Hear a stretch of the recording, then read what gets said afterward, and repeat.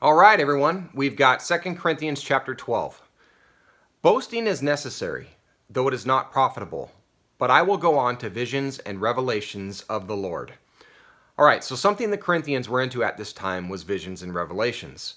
Similar to having to boast about his credentials to them, Paul felt there was nothing really to be gained in building up the church from either boasting or being enamored with visions and revelations.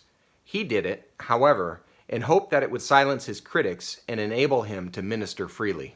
Verse 2, I know a man in Christ who 14 years ago, whether in the body I do not know, or out of the body I do not know, God knows, such a man was caught up to the third heaven. All right, paradise and the third heaven are the same place. The first heaven is the earth's atmosphere, and this is discussed in Genesis chapter 8, Deuteronomy 11, and 1 Kings chapter 8. The second is interplanetary and interstellar space, where planets and stars reside. And we see this in Genesis 15, Psalms 8, and Isaiah 13. And then the third is the abode of God, unbeknownst to the human eye. And that is seen in 1 Kings 8, 2 Chronicles chapter 30, and Psalm chapter 123. Okay, verse 3. And I know such a man, whether in the body or apart from the body I do not know, God knows, was caught up into paradise and heard inexpressible words, which a man is not permitted to speak. On behalf of such a man I will boast, but on my own behalf I will not boast, except in regard to my weaknesses. For if I do wish to boast, I will not be foolish, for I will be speaking the truth. But I refrain from this, so that no one will credit me with more than he sees in me or hears from me.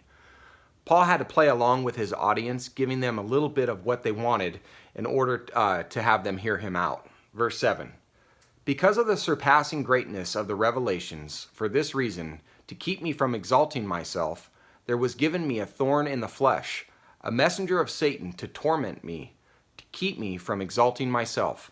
So here's an example where God uses suffering to keep a person humble.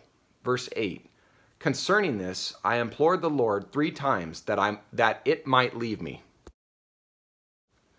And he has said to me, my grace is sufficient for you, for power is perfected in weakness. And think about that one for a minute. Okay, back to the middle of verse 9.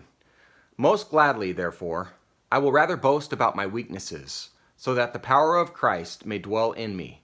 Therefore, I am well content with weaknesses, with insults, with distresses, with persecutions, with difficulties, for Christ's sake.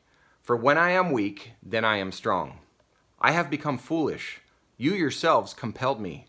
Actually, I should have been commended by you, for in no respect was I inferior to the most eminent apostles, even though I am a nobody. The signs of a true apostle were performed among you with all perseverance, by signs and wonders and miracles.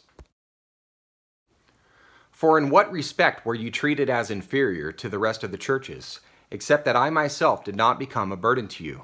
Forgive me this wrong.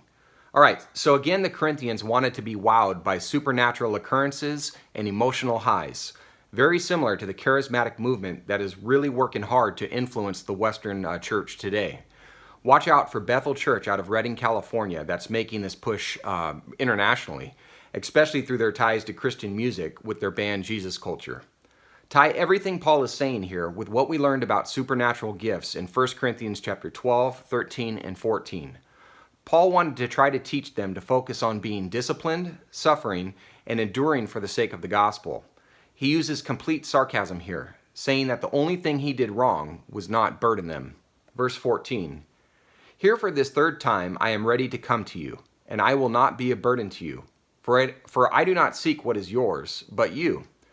For children are not responsible to save up for their parents, but parents for their children. I will most gladly spend and be expended for your souls. If I love you more, am I to be loved less? But be that as it may, I did not burden you myself. Nevertheless, crafty fellow that I am, I took you in by deceit. And this is a knock on something that happened back in chapter 4, when false teachers were accusing Paul of deceiving the church, which was complete baloney, and Paul was mocking that accusation here.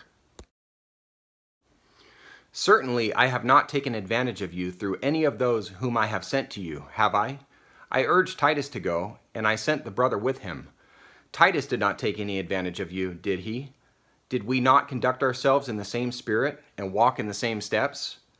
All this time you have been thinking that we are defending ourselves to you. Actually, it is in the sight of God that we have been speaking in Christ, and all for your upbuilding, beloved. For I am afraid that perhaps when I come, I may find you to be not what I wish, and may be found by you to be not what you wish, that perhaps there will be strife, jealousy, angry tempers, disputes, slanders, gossip, arrogance, disturbances. I am afraid that when I come again, my God may humiliate me before you, and I may mourn over many of those who have sinned in the past and not repented of the impurity, immorality, and sensuality which they have practiced. Strong words. All right, guys, great chapter. Thank you for being here, and we will be finishing the book tomorrow, so hope you can join me. God bless you and take care.